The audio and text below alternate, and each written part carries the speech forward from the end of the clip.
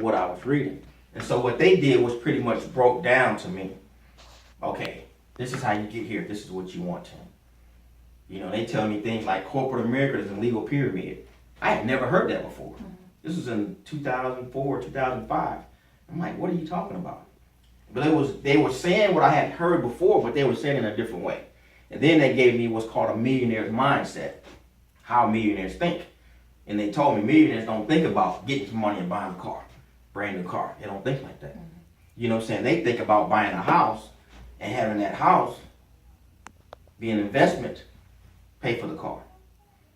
So if I buy a house, I rent it out, those payments I get pay for the car. So if I lose my job, I'm still good. I go find another job, but I don't get behind on it.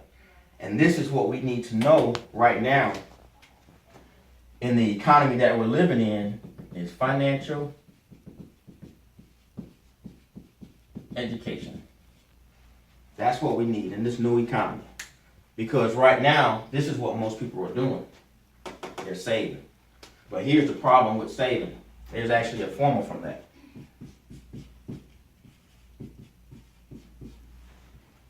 I minus E equals savings.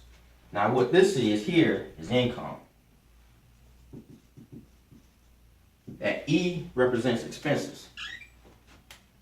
So there's an actual formula that most people live by. Income, which is your check. Most people working 9 to 5, they get a check. Whatever they get every Friday, they take some money out and pay their bills.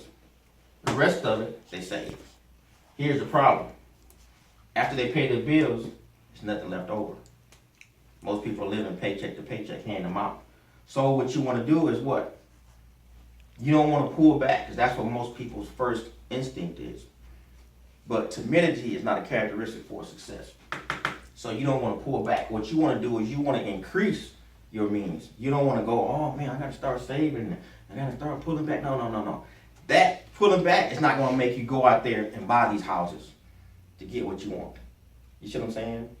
So another thing you don't want to look at is saving $1 that's going to depreciate every time you turn around. It's not good. So what you want to do is take that money and invest it. But here's the problem. A lot of people invest in things and don't really know what they're doing. They invest in, I'm going to get into real estate. I'm going to get in this. I'm going to get into that. But here's the problem with that. They don't have the right financial education to do it. There are a few things you're going to need to be successful. You're going to need financial education, credit education, and sales. There are so many people that don't know how to sell and don't know they're in sales. But yet still, whatever they're doing is an exchange of money. Everything is selling. Everything. No matter what you're doing, you're selling something. You're either selling a service, an opportunity, something tangible, intangible, or you're selling an idea. Everything is selling. If you are a massage therapist, that's what you're selling. But most people don't know how to sell it.